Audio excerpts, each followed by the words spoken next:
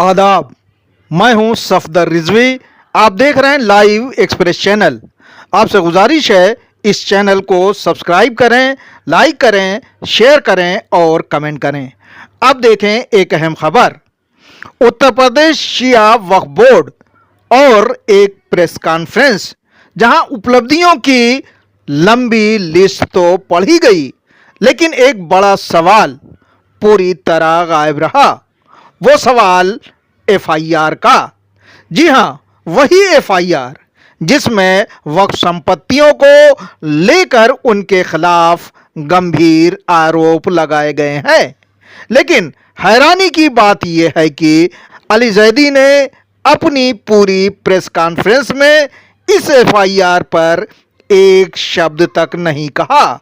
न सफाई, न जवाब, न कोई जिक्र।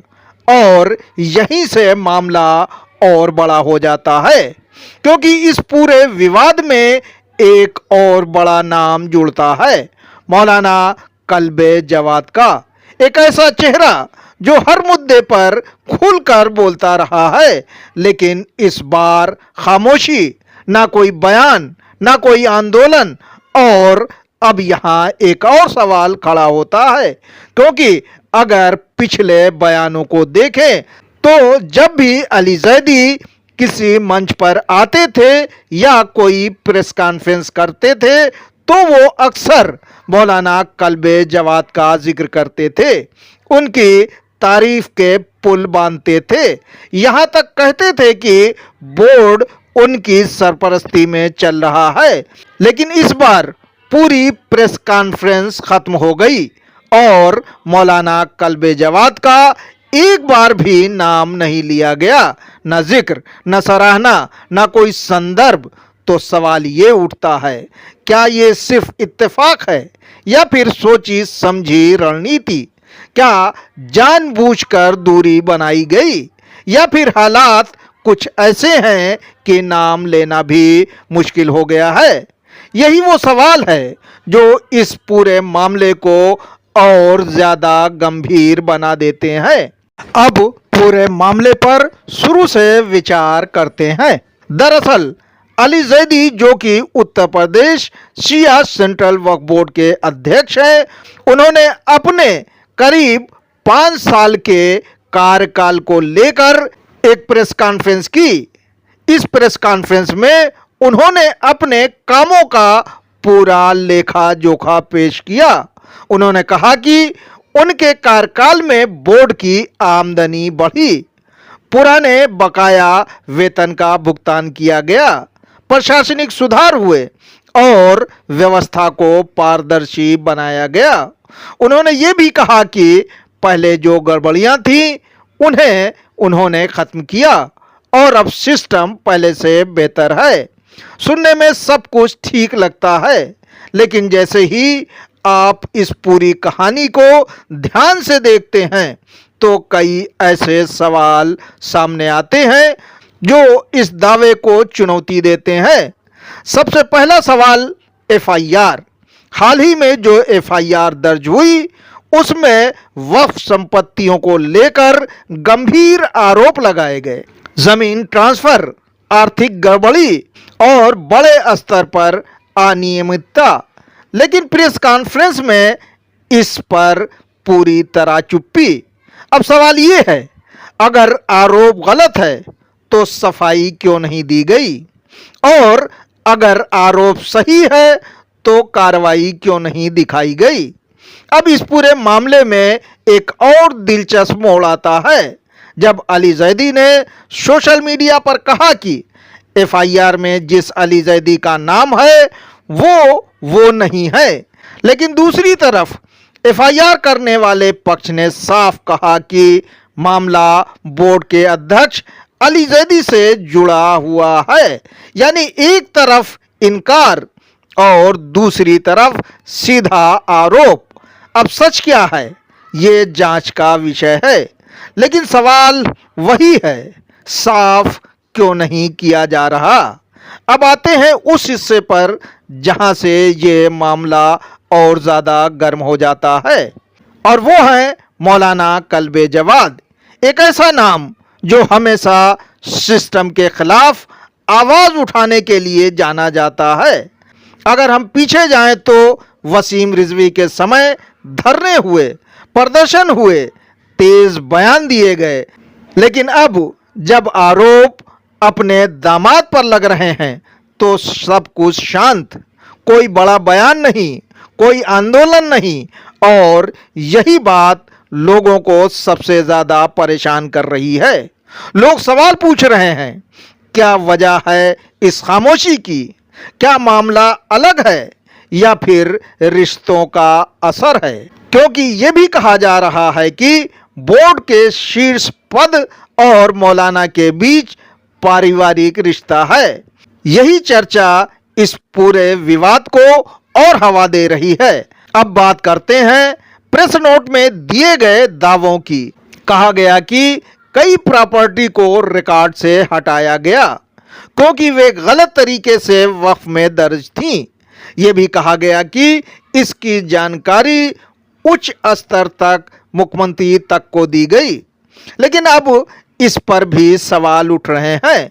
कुछ लोगों का कहना है कि जिन प्रॉपर्टी को डिलीट किया गया वो असल में मुस्लिम समाज की थी और उन्हें गलत तरीके से हटाया गया। अब कौन सी सही है, कौन गलत, ये जांच का विषय है।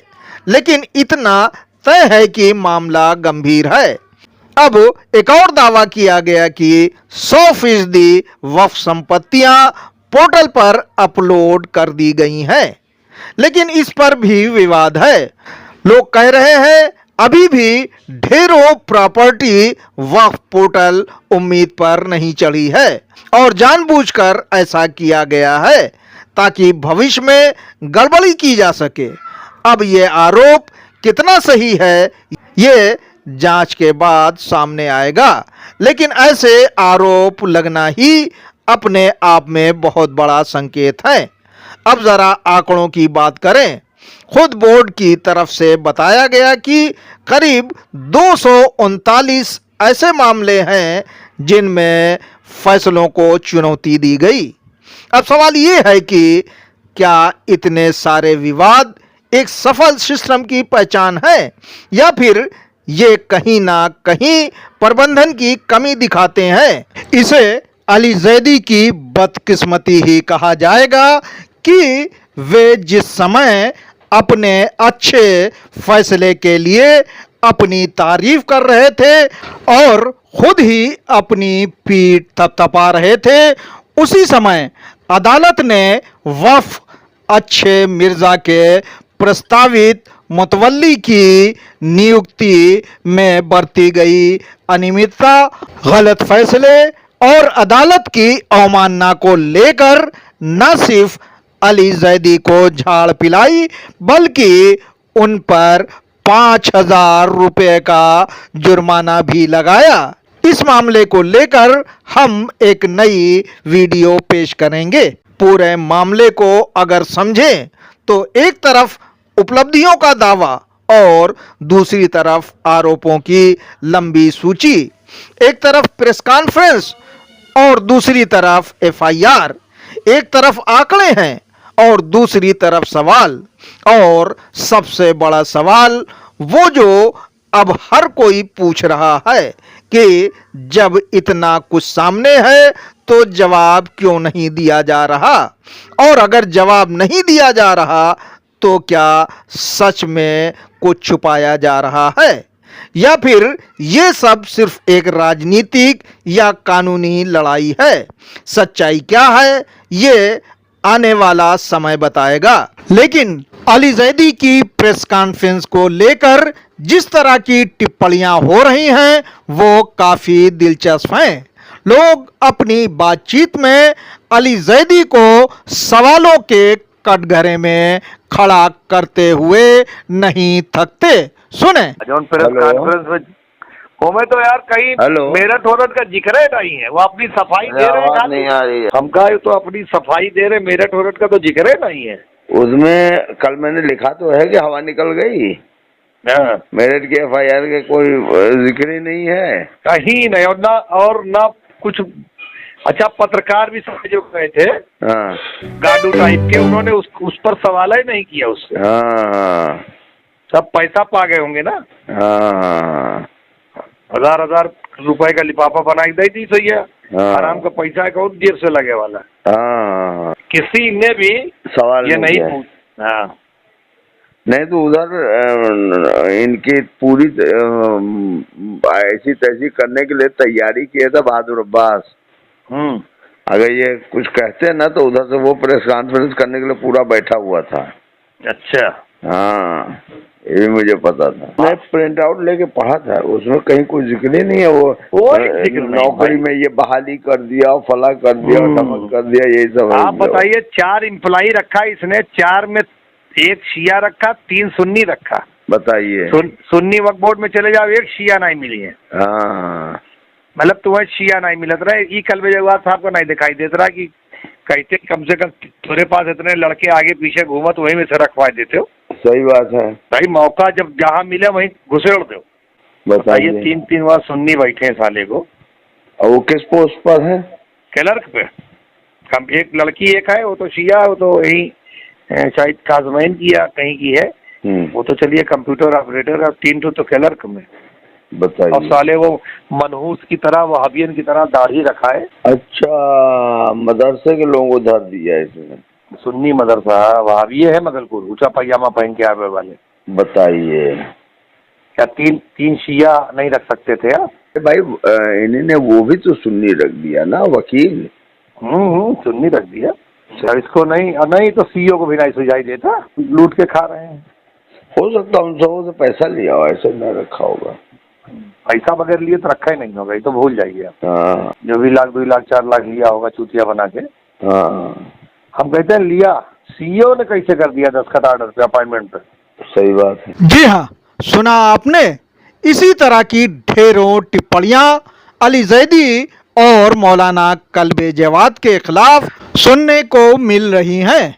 बहरहाल सच्चाई क्या है ये आने वाला समय बताएगा, लेकिन फिलहाल ये मामला सिर्फ एक प्रेस कॉन्फ्रेंस तक सीमित नहीं है। ये मामला अब सवालों का बन चुका है, और जब सवाल खड़े हो जाते हैं तो जवाब देना ही पड़ता है। और यहाँ एक और दिलचस्प बात सामने आती है।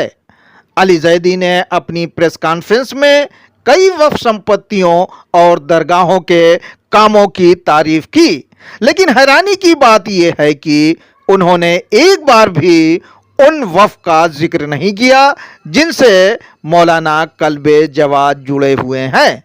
बताया जाता है कि मौलाना जवाद से जुड़े कई अहम वक्फ हैं, जैसे अब्बास बाग की करबला, गुफरान माब इमामबाड़ा, लेकिन पूरे प्रेस कॉन्फ्रेंस में ना इनका नाम आया, ना इनके कामों की सराहना की गई। अली जैदी ने कुछ खास दरगाहों और वक्फ संपत्तियों का जिक्र किया, जैसे दरगाह हजरत अब्बास में हुए निर्माण कार्यों की जमकर तारीफ की गई, और नजीबाबाद स्थित दरगाह आलिया की जमकर सराहना की गई। यानी कुछ जगहों की तारीफ हुई, लेकिन कुछ अहम नाम पूरी तरह गायब रहे। अब सवाल यही उठता है, क्या ये सिर्फ एक सामान्य चूक है या फिर ये एक सोचा समझा फैसला था? क्योंकि जब पहले हर मंच पर कल्बे जवाद का जिक्र होता था और अब अचानक पूरा नाम गायब हो जाता है, तो ये बदलाव अपने आप में कई सवाल खड़े कर देता है। इस वक्त सबसे बड़ा सवाल ये है, क्या अब अली जैदी मौलाना जवाद की नज़र में गिर चुके हैं और मौलाना जवाद को उनका विकल्प मिल गया है, जिसे वे गठित होने वाले नए बोर्ड में चेयरमैन बनवाने की कोशिश कर रहे हैं? क्या वो व्यक्ति बहादुर अब्बास है जिसने अली जैदी की लंका में आग लगा दी है, यानी अली जैदी पर भ्रष्टाचार का ऐसा जीता जागता आरोप लगाया है जिसे उनसे ना लीलते बनता है और ना ही उगलते। और ऐसे समय में जब मौलाना जवाद की तलवार अली जैदी के सर पर है, ऐसे में आप क्या सोचते हैं कि अब अली जैदी के जेल जाने की उल्टी गिनती शुरू हो गई है। आपसे गुजारिश है कि इस चैनल को सब्सक्राइब करें, लाइक करें, शेयर करें और कमेंट करें।